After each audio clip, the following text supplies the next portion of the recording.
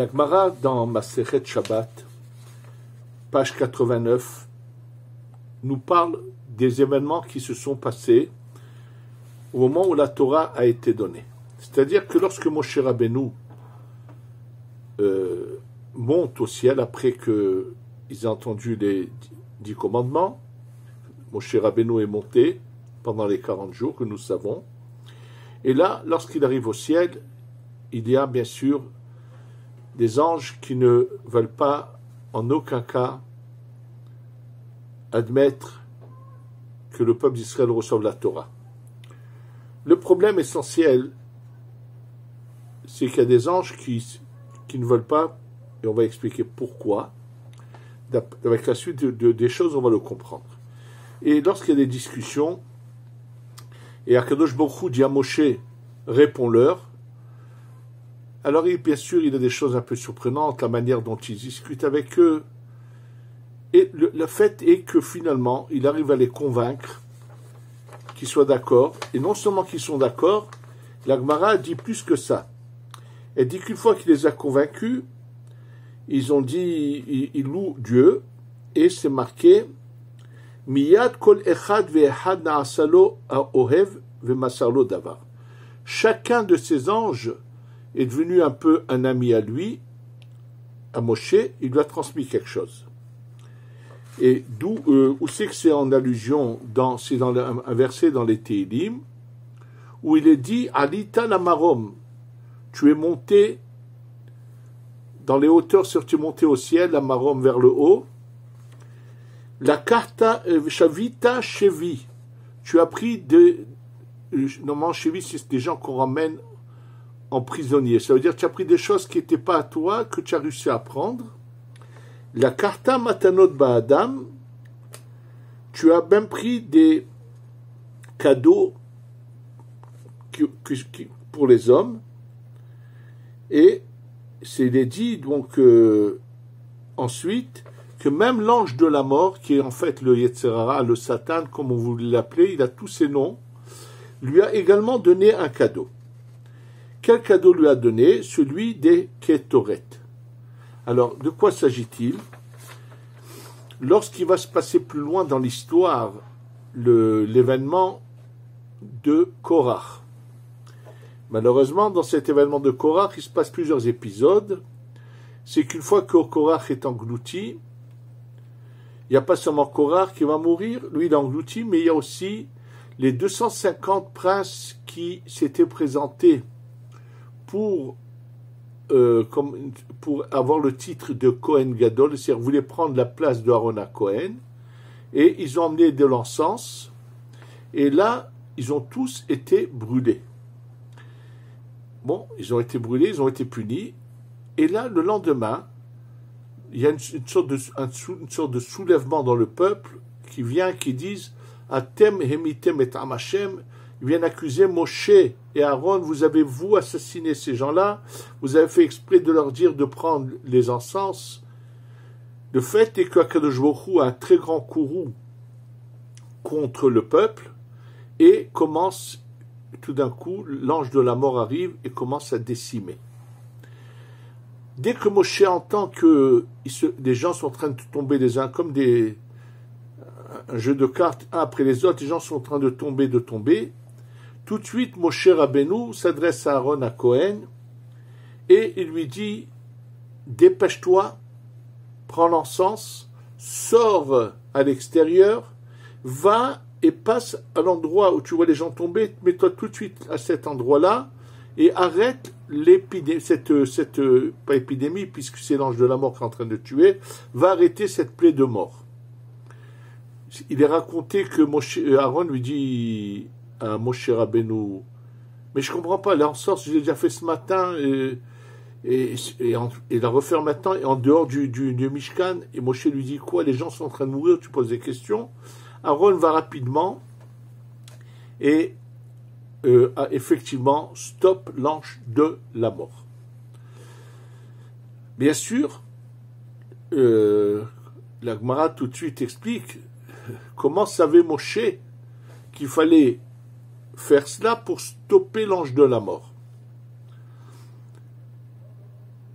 Et c'est en fait, c'est ça le cadeau que Moshe Rabbeinu a reçu du Satan, qui est le Malach HaMavet, qui est l'ange de la mort.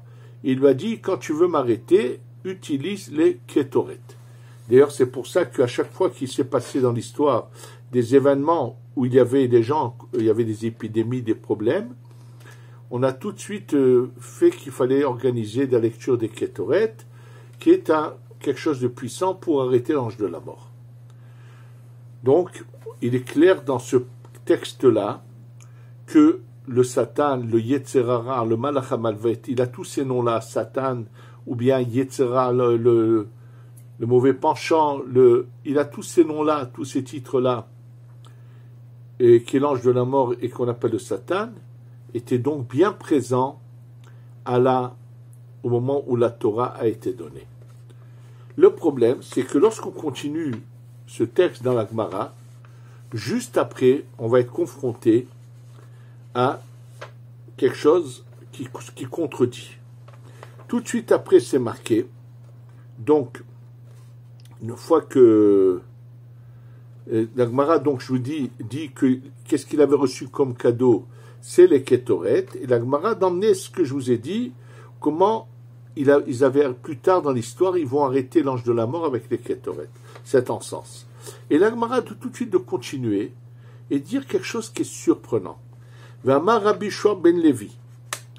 C'est la continuation. Et Rabbi Yoshua ben Levi vient nous enseigner. Besha'a shi'arad Moshe milifnei HaKadosh Baruch Hu. Une fois que Moshe est descendu, et bien sûr il va briser les tables de la loi, là tout d'un coup le Satan vient chez HaKadosh Baruch Hu et il lui dit Ribono shel olam, Torah echanhi. La Torah où elle est? Je ne comprends pas. C'est ce qu'il dit, ce qui est marqué dans la Gemara. Bon, HaKadosh Baruch Hu lui répond des réponses un peu bizarres, comme on va le voir tout de suite. Il lui dit, je l'ai donné à la terre. Il dit, il va vers la terre, il revient il va vers les océans, la Méditerranée, le Yam, la mer. Je dis, non, on n'a rien à voir là-dedans. Et il cherche, et finalement, il remonte vers HaKadosh Baruch Hu. Il lui dit, HaKadosh Baruch Hu, je suis descendu, je cherchais, je ne l'ai pas trouvé. Il lui dit, je l'ai donné à Moshe Rabbeinu. Il vient chez Moshe, et Moshe lui dit, qui je suis pour que moi, Hachem me donne la Torah?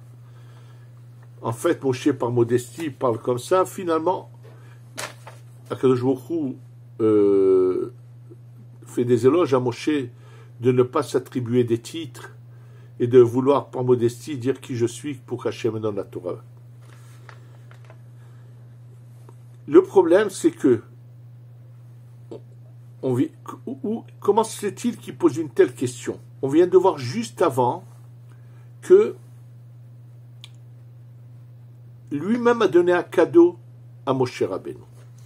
La question que je vous pose là, le Maharsha, commentateur sur la Gemara, lui pose la question. Il dit, il pose la question, mais par rapport à, il pose cette contradiction. Il y a un autre problème, c'est que il y a un commentaire connu, le Tosfot, qui lui pose une question semblable, mais pas exactement la même. Et le Tosfot, lui, plutôt dit comment il a demandé, mais pourtant c'est connu que la Torah, tout le monde savait qu'elle avait été donnée. Il dit que HaKadosh Baruch Hu a un peu repoussé le Satan quelque part pour pas qu'il empêche que la Torah soit donnée. Le problème, c'est que Tosfot ne touche pas là au problème et c'est le Maharsha qui le soulève. Donc on est là vraiment devant une contradiction. En fait, je vais vous ramener les paroles de Rabbi Yehuda Ftaya, qu'il a écrit dans son livre Minchat Yehuda sur Parashat Ekev, et il répond en partie à cela. Il y a quand même des points qui ne sont pas clairs dans ce qu'il dit, mais on va quand même d'abord essayer de ramener ce qu'il a voulu lui dire, et on va continuer dans ce chemin-là en expliquant tout. Lui vient nous enseigner quelque chose de très important. Il ne va pas dans le sens du Tosfot qui ramène le Midrash qu'Akadosh Baruch Hu, il expliquera le Midrash différemment. Ce qu'il faut savoir, c'est que les anges, ça fonctionne comme les êtres humains. Un être humain, ce qui le fait vivre, c'est la neshama, l'âme qui est en lui. Et que Dieu préserve quand quelqu'un peut être dans un état de coma, ça veut dire qu'une grande partie de son âme sort de lui, et il ne reste que la partie la plus infime. Je vais vous expliquer exactement de quoi il s'agit. Combien de parties d'âme sont en nous? On va comprendre qu'est-ce que c'est l'état de coma. Nous savons que l'âme qui est en nous, ce qui est à l'intérieur de nous, se partage en 3 parties. Et une partie de l'âme, bien sûr, deux autres parties se trouvent au-dessus et autour de notre corps. L'âme qui est en nous, qui on appelle le Or Pnimi, la lumière intérieure, se départage en 3 parties. Le Nefesh, le plus bas, au-dessus de lui le Ruach, au-dessus de lui Neshama. Donc Nefesh, Ruach, Neshama.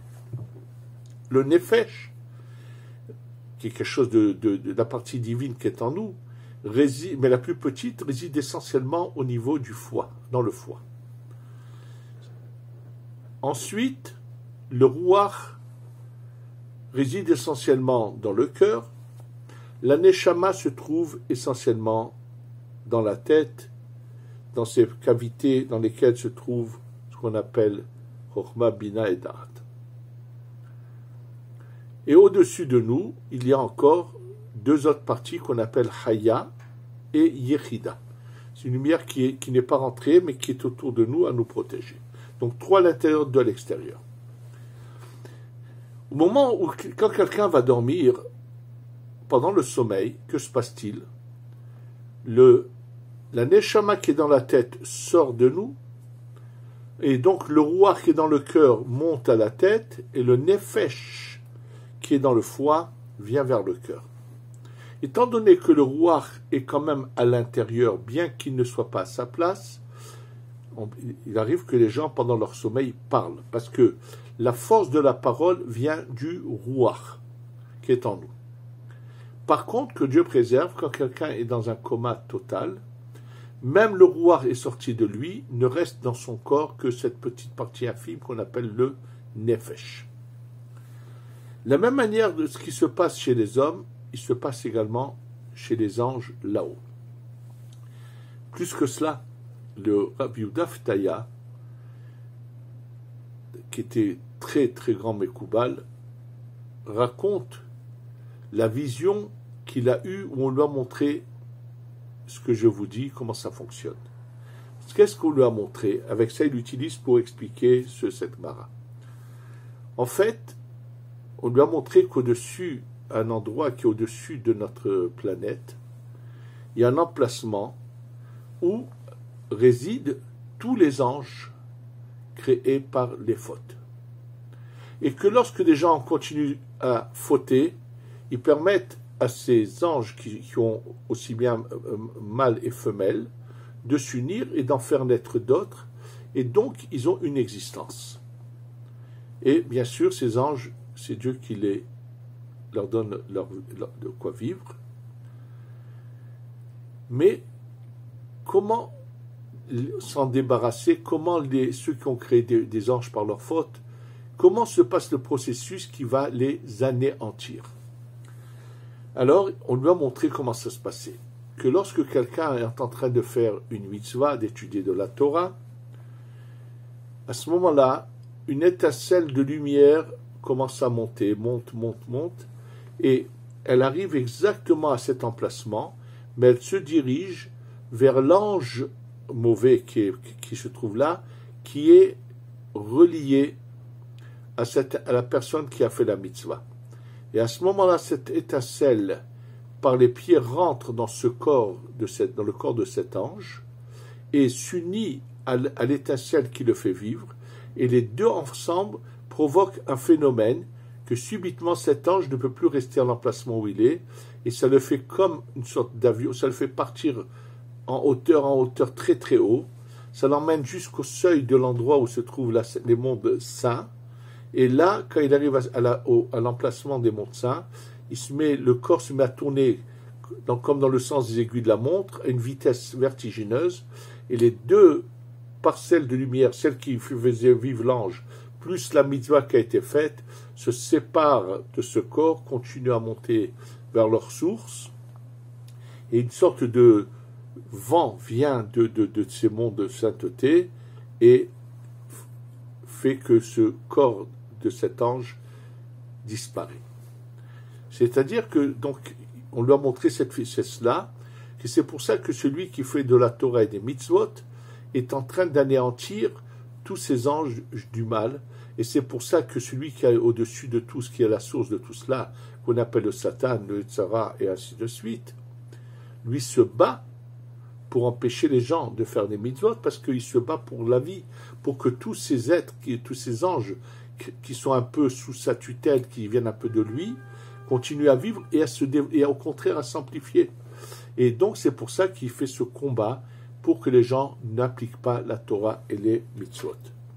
Maintenant, ce qu'il faut comprendre, c'est que ce qui s'est passé. Alors, Rabbi Daftaya, lui, pour expliquer la question qu'on a posée, comment le Satan ne savait pas que Hachem a donné la Torah, lui il dit oui, il dit au moment où la Torah allait être donnée, il était dans une sorte de coma. Alors, je vais un peu développer cette idée, mais l'expliquer avec un petit changement par rapport à ce que lui il dit. Nous savons que lorsque le peuple d'Israël est arrivé devant le mont du Sinaï, et qu'il y a eu les Aseret Adibrot, que les 10 paroles ont été dites de la bouche d'Hachem, à ce moment-là, le décret de mort qui avait été décrété sur Adam Arishon a été annulé. En fait, depuis le moment où la Torah est donnée, où ils sont arrivés devant le mont Sinaï, jusqu'aux 40 jours après où ils font la faute du veau d'or, personne dans le peuple d'Israël n'est décédé. Il n'y a pas eu une personne qui est morte pendant cette période. Alors, pourquoi? C'est vrai que cet ange n'a pas pu agir, ça veut dire qu'il s'est passé quelque chose. Alors lui appelle ça une forme de coma, et là-dessus je vais plutôt vous dire on va changer les choses. Pour les comprendre ce que je vais vous dire, je vais vous transmettre un très bel enseignement que j'ai eu l'occasion de voir dans plusieurs livres, aussi bien dans les livres qu'on appelle, qui viennent la Chachamim, de cette tendance qui s'appelait Novardok, et aussi bien chez le Baal Shem Tov qui disent la même chose. Il s'est passé un événement en Europe, dans une ville il y a peut-être une centaine d'années, où il y avait quelqu'un qui avait étudié dans sa jeunesse dans une yeshiva de ce mouvement qu'on appelle Novardok, qui avait appris la Torah, qui appliquait la Torah et les mitzvot, qui était un bon juif en tout point de vue, mais qui avait un très gros problème. C'est qu'à chaque fois qu'on lui demandait de l'argent, il avait beaucoup d'argent, il était incapable de donner de la tzedaka. Il pouvait sortir une petite pièce, imaginez-vous quelqu'un de riche qui vous sorte 1 euro, et pas plus. Un jour, quelqu'un qui le connaissait bien lui a dit, dis-moi, tu n'as pas honte des gens? Tout le monde te traite de radin, d'avare, de tout ce que tu veux. Tu as de l'argent. Comment tu n'as pas la honte? Tu n'as pas honte de ne pas donner? Vous savez ce qu'il lui a répondu? Il lui a dit, écoute bien. Quand j'étais jeune, j'ai étudié dans une yeshiva qui se trouvait dans une ville où il y avait ce mouvement d'émancipation. Et le mouvement d'émancipation, c'était des juifs qui venaient dans la yeshiva et qui disaient aux jeunes, mais arrêtez de perdre votre temps à étudier la Torah, allez faire des métiers. Alors pour pas qu'ils se laissent influencer et se sentent mal à l'aise à côté de ces gens-là, on essayait de leur inculquer, n'ayez pas honte de ce que vous faites. On les a tellement travaillés jusqu'à qu'on leur a enlevé, on leur faisait faire des choses bizarres pour qu'ils n'aient plus honte du public, de qui que ce soit. Il a dit, moi, on m'a déraciné le fait d'avoir honte de qui que ce soit. Donc, étant donné que dans ma nature, je suis un avare, je suis un radin, je n'ai rien pour combattre cela. Et où était l'erreur? C'est qu'on ne déracine pas des choses qu'il y a en nous, mais on doit bien les diriger. Chaque chose qui se trouve en nous doit être bien utilisée. Il faut avoir la honte dans certains cas, dans d'autres cas non.